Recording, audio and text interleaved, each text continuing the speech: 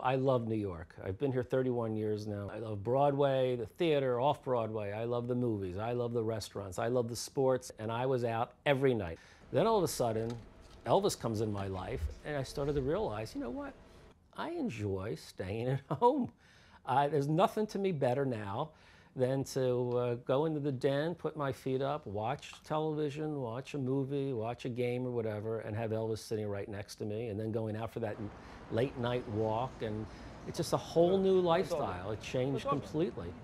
Yeah, I know, right? Why don't we do like a housekeeping announcement using the dog? You know, like we could do the, in case of a fire, because I can get Elvis to do those kind of tricks. I'm a physician, but I don't see patients anymore. I have a medical education company, and an offshoot of that is a website called thedoctorschannel.com.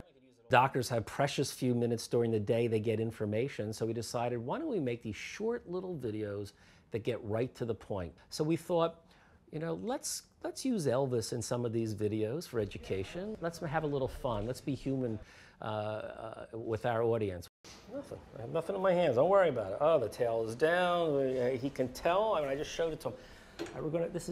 You're not going to get that. Don't, Elvis. You're not going to smell it.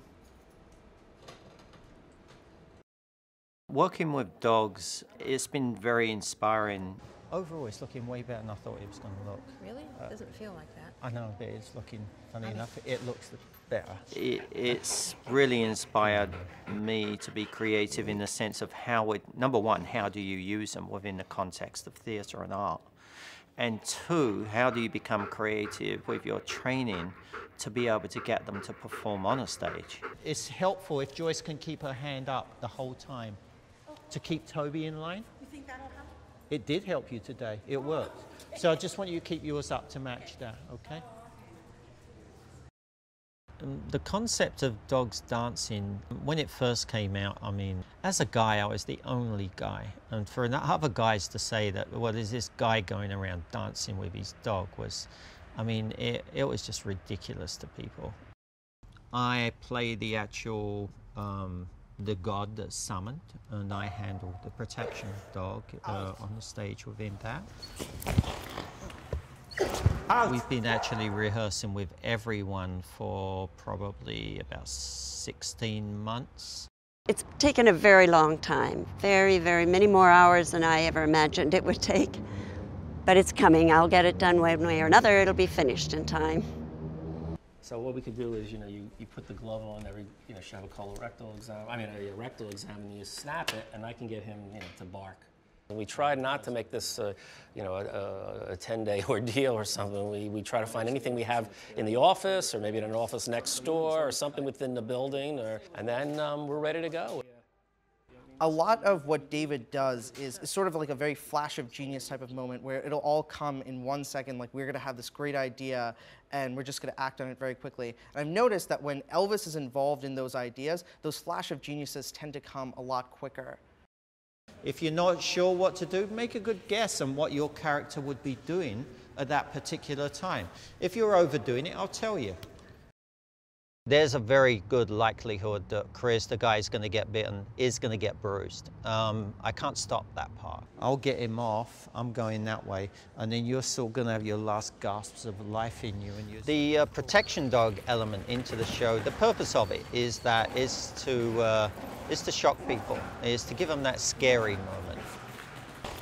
Ty's very, very friendly dog. You know, he's quite happy, he'll bite you, kiss you, hug you. It's all the same to him. Basically, I think of canine freestyle as this. You take a piece of music, you take a dog and you train it to do whatever you want, and you dance. You dance in the style of the music, and you use the dog to enhance the movements and enhance the music and the highs and the lows of that music. And that's what gives you a freestyle performance. Quick tips from Elvis and your friends at thedoctorschannel.com, because everyone should be healthy so that they can take their little buddy to the vet next year. Having a dog in the office is magic. The employees love it. There's always a smile. It's hard to get too upset or too angry at anything when you have this, energetic little pup running around and just wanting attention, and I think that everybody is just a little bit more at ease. All right, no, don't give me the high five. Taking care of Elvis is an office responsibility that everyone takes part in.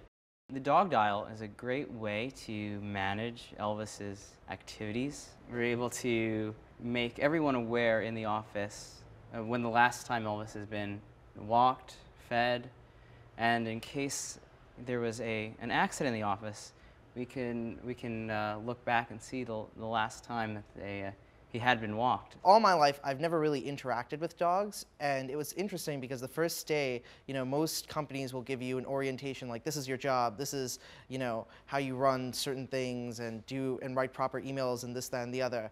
I got the training on how to walk a dog.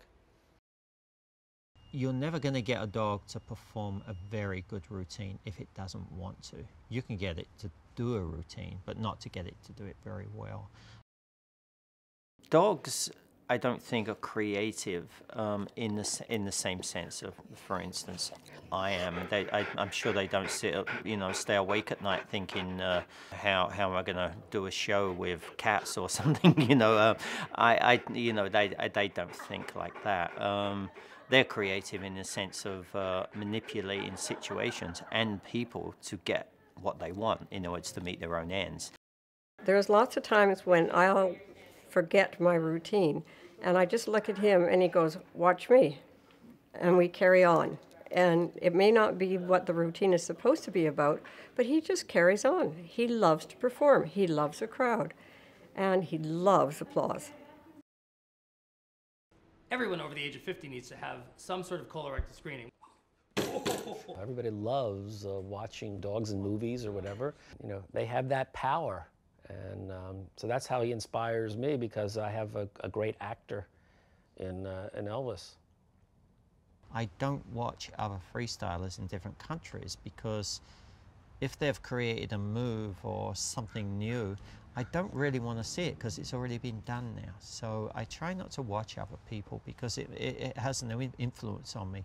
So I just try to come up with brand new things. It could be just a piece of music that I think I hear a particular spot, and then I think, oh, if a dog could just do this thing at that moment in time, that would be really cool. The only trouble is no one's ever taught a dog to do that before.